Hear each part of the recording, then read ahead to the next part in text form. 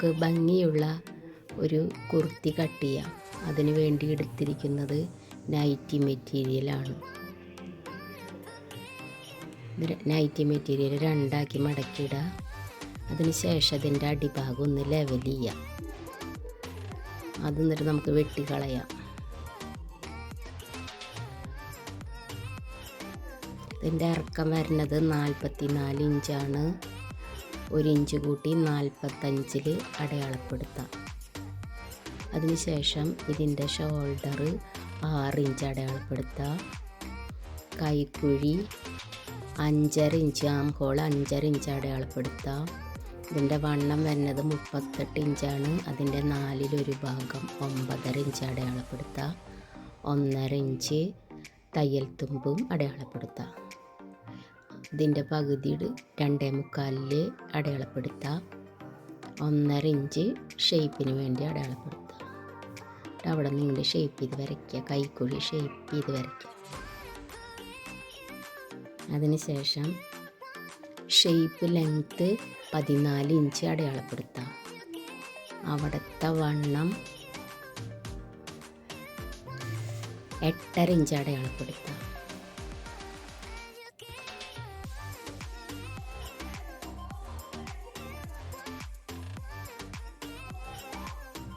ഒന്നര ഇഞ്ച് തയ്യൽ തുമ്പ് അടയാളപ്പെടുത്താം.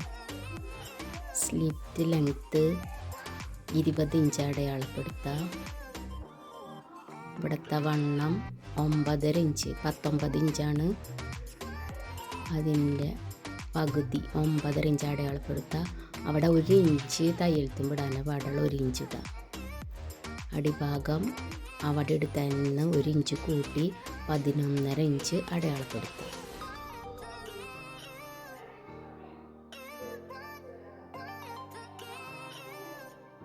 കഴുത്തിൻ്റെ വിഡ്ത്ത് 2.5 ഇഞ്ച് അടയാളപ്പെടുത്താം. ഫ്രണ്ട് നെക്ക് 5.5 ഇഞ്ച് അടയാളപ്പെടുത്താം. അതൊരു ബോക്സാക്കി മാറ്റാം.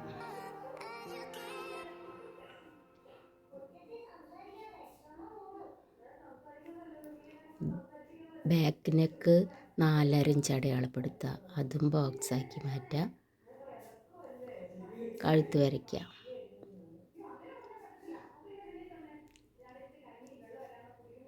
ഈ വരകളെല്ലാം യോജിപ്പിക്കുക. ഷേപ്പ് ചെയ്ത് വരയ്ക്കുക.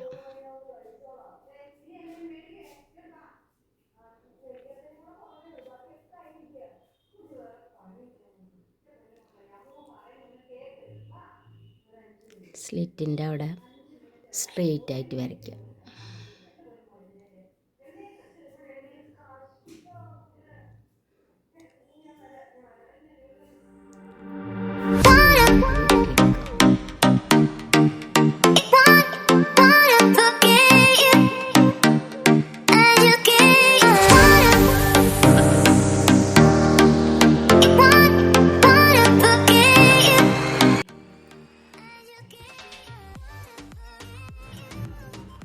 അവിടെ ഒരു വെട്ടിടാം. ഷേപ്പിൻ്റെ അവിടെ വെട്ടിടാം. ബാക്ക് കഴുത്ത് നമുക്ക് വെട്ടിയെടുക്കാം. അത് മാറ്റിയിട്ടിട്ട് ഫ്രണ്ട് കഴുത്തും വെട്ടിയെടുക്കാം. അതിനുശേഷം ഫ്രണ്ട് ആം ഹോള് 1/2 ഇഞ്ച് കുഴിച്ച് വെട്ടിയെടുക്കാം.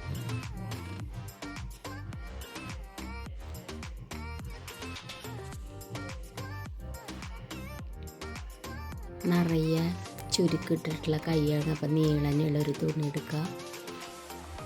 ഇതിൻ്റെ വീതി 4 ഇഞ്ച് അടയാളപ്പെടുത്താം.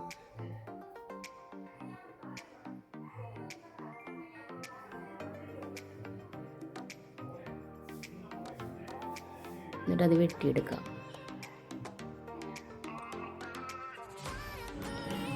ഇനി നമുക്ക് കഴുത്തിനുള്ള ക്രോസ് പീസ് വെട്ടിയെടുക്കാം.